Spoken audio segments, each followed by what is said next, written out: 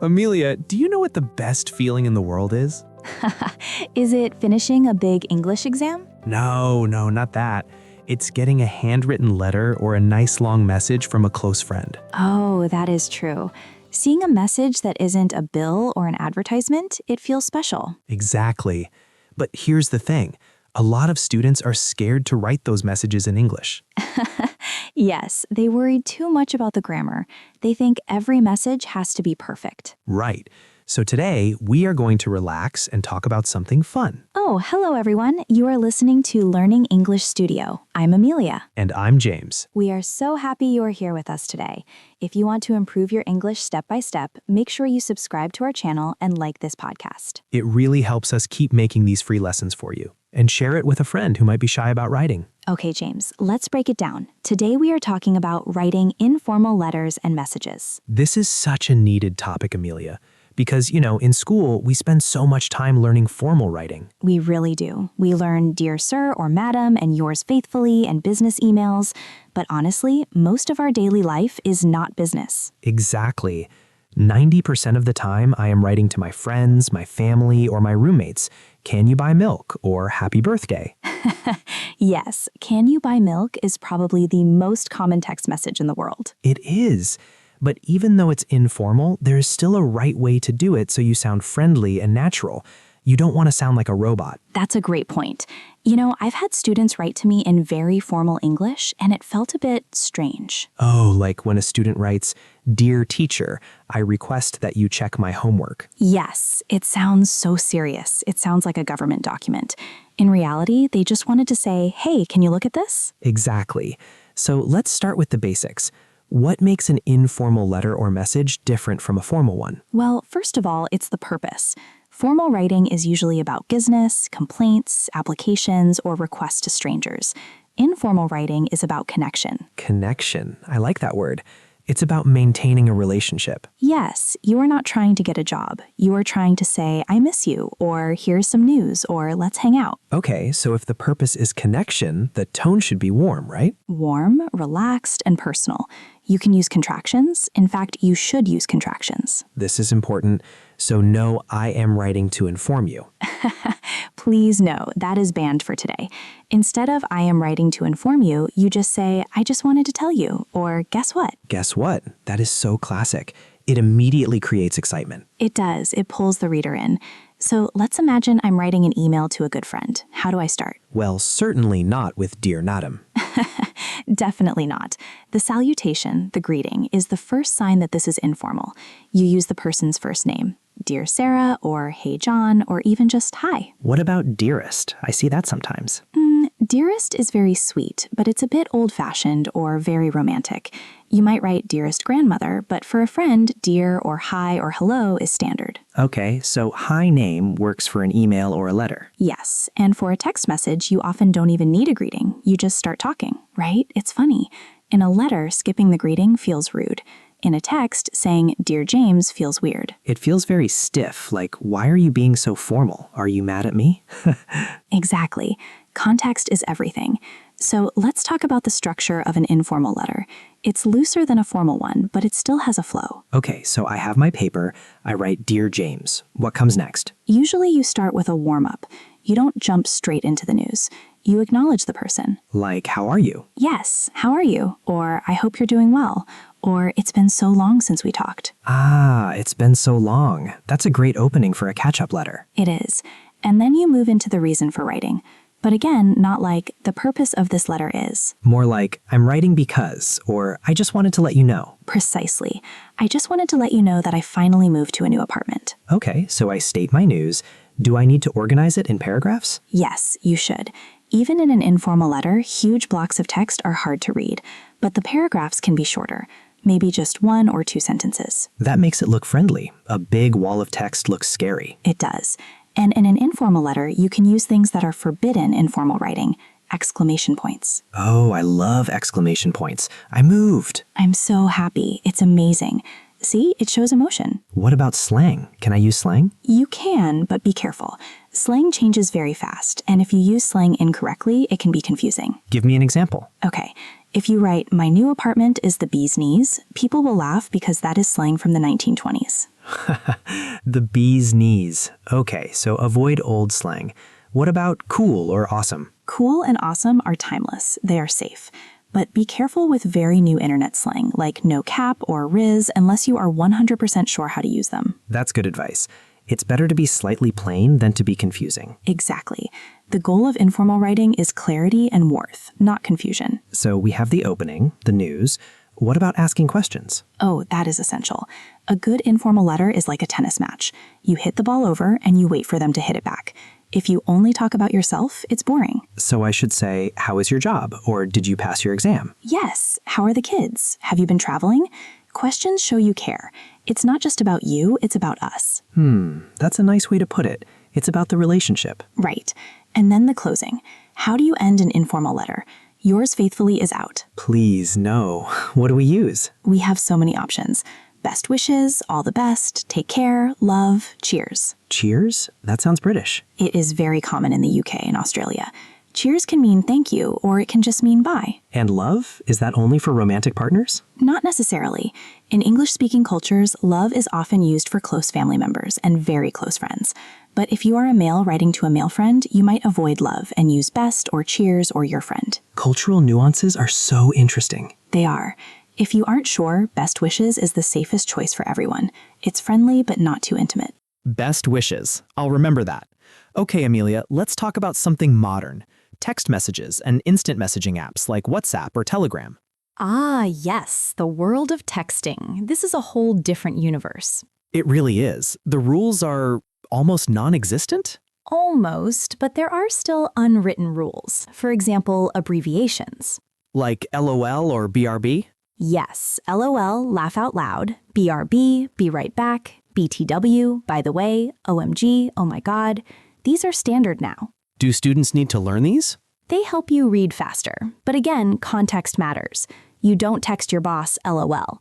Well, maybe if you have a very cool boss, but generally avoid it. What about emojis? I love emojis. Emojis are the new tone of voice. In spoken English, you can hear if someone is joking. In a text, you can't. True. Sarcasm is hard in text. So hard. If I write, "great job," it can sound sincere or it can sound sarcastic. But if I write, "great job," with a wink, you know I'm joking or being lighthearted. Emojis save lives. They save friendships. But again, moderation. Don't put 10 crying faces. One is enough. Okay, so we have the abbreviations and emojis. But what about grammar? Do we need full sentences? This is where students get surprised. In texting, you can drop words. You can drop subjects. Like, instead of "I am going to the store," I just write "going to the store"? Yes, or even just "store now." Dinner instead of "do you want to have dinner?" It's almost like a secret code. It's efficiency. We text fast. But here is my advice for students. Learn the full English first. Ah, that is a very important tip. Yes, if you only learn slang and abbreviations, you won't be able to write a proper email or an essay. Learn the rules so you can break them correctly. Learn the rules so you can break them. I love that. It's like jazz. You need to know the scales before you can improvise. That's beautiful. Speaking of improvising, let's talk about some common mistakes. What mistakes do you see students make in informal writing? One big mistake is being too informal, or I should say rude without meaning to be. Oh, how so? Well, sometimes students forget to say please or thank you in messages because they think informal means no manners. Ah, I see. Like demanding "call me" instead of "can you call me?" Exactly. A command is different from a request.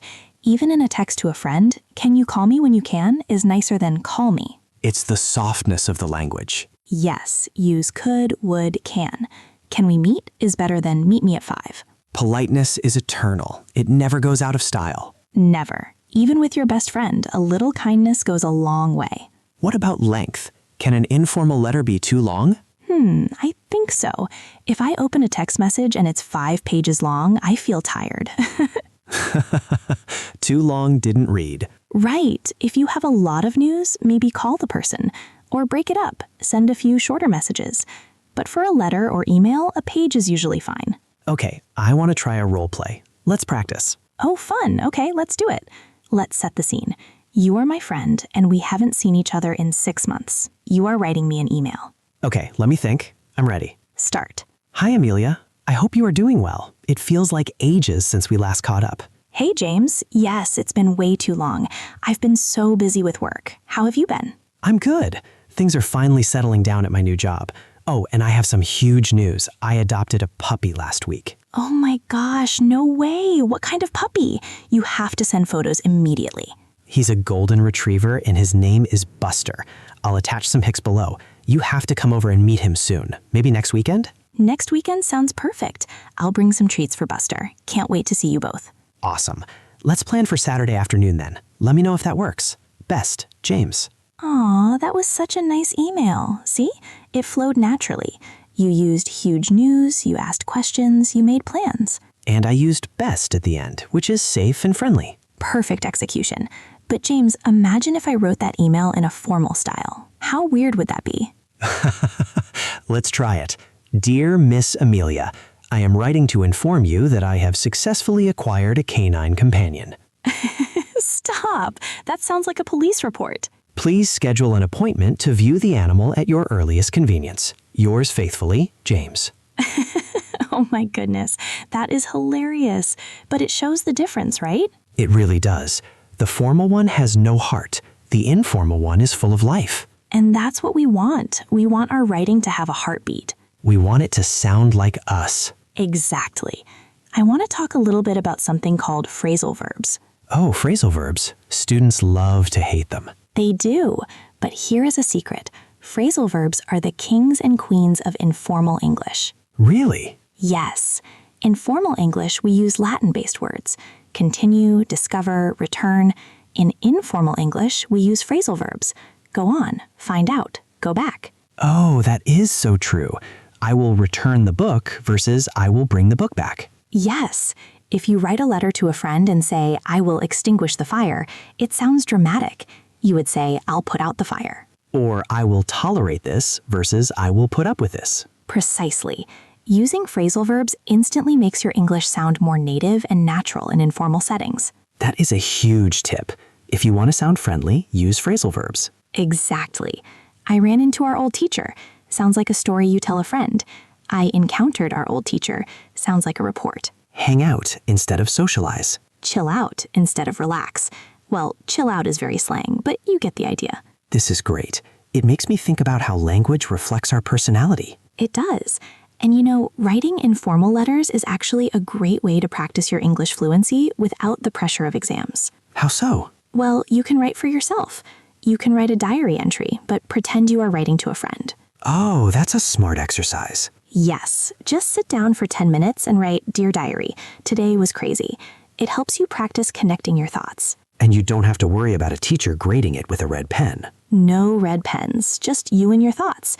It builds confidence. Speaking of confidence, what about spelling? Is spelling important in text messages? This is a tricky one.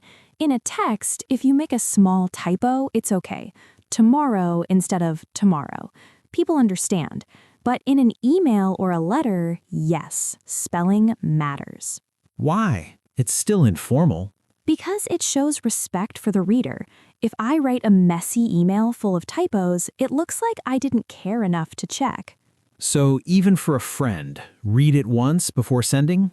Just a quick glance. It takes 10 seconds. It saves you from accidentally writing something weird. Like the famous autocorrect fails? Yes, autocorrect can be dangerous. Always double check. Okay, let's talk about some specific scenarios. Writing a thank you note. Oh, I love thank you notes. They're becoming rare, which makes them even more special. If I go to a friend's house for dinner, should I text them or write a note? A text is fine for a casual dinner, but if they cooked a big meal or it was a special occasion, an email or even a handwritten card is beautiful. What do I say? Thanks for the food? A bit short. Try, thank you so much for inviting me over. The food was delicious and your company was even better. Your company was even better. That's sweet. It's polite and warm. I had a great time. Okay, another scenario. Declining an invitation. Ah, the saying no letter. This is hard for many students. They feel guilty. How do you say no without hurting feelings? The sandwich method. Sandwich? I'm hungry now. No food yet. It's a communication technique. You start with something positive, the bread, then the no, the filling, then something positive again, the bread. Oh, I see. So, I'd love to come, bread.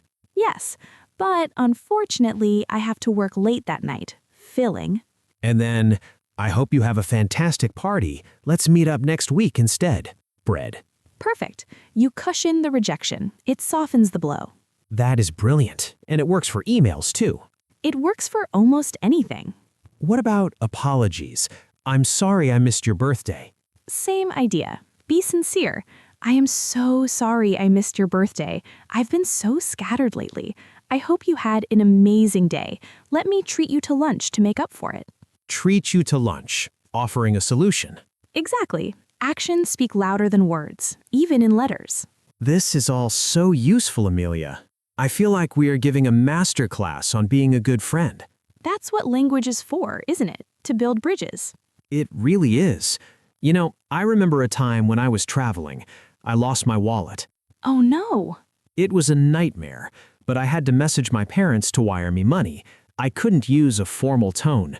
Dear Father, I request funds. No. No, that sounds like you are a business. Right. I had to say, Mom, Dad, I messed up. I lost my wallet. I'm safe, but I need help. It was raw and honest. And they probably appreciated the honesty. They did. And the fact that I said, I'm safe first was important. Reassurance. That's a great point. When writing about bad news or problems, start with the reassurance. Context management. You got it. We've covered a lot. Letters, emails, texts, slang, phrasal verbs, and the sandwich method. We have, but there's one more thing I want to touch on. The PS.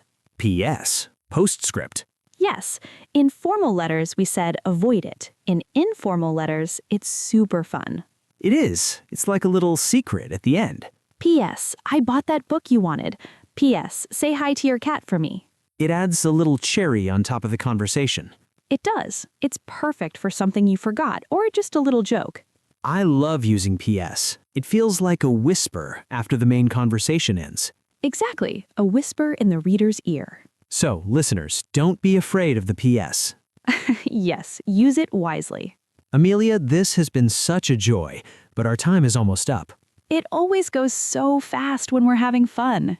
Before we go, let's talk to our listeners. Yes, we want to hear from you. We want to know what you think. It's time for our listener interaction segment. Woohoo! So here is the deal. We have a fun question for you. It's a this or that question, a choice. We want to know, when you write to a close friend, do you prefer Option A, writing a long handwritten letter, old school, romantic, personal. or option B, sending a quick voice message or a quick text, fast, instant, modern? That's a tough one. I think I like handwritten letters for special occasions, but texts for daily life. I agree, but we want to know what you prefer. Type option A or option B in the comments. And also, we have a challenge for you, a mini homework. Ooh, homework. Don't worry, it's fun. Write a short, informal email, just 3 or 4 sentences, to an imaginary friend. Tell them about your day. You can write it in the comments. Try to use one contraction, like I'm or don't, and one exclamation mark. We will try to read as many as we can and give you feedback. It's the best way to learn. So get your typing fingers ready. And don't forget to subscribe to Learning English Studio. We are here every week to help you grow. Thank you so much for listening. Remember, English is not just a subject in school, it's a way to connect with the world. Beautifully said, James. Have a wonderful day, everyone. Keep smiling and keep writing. Bye for now. See you next time.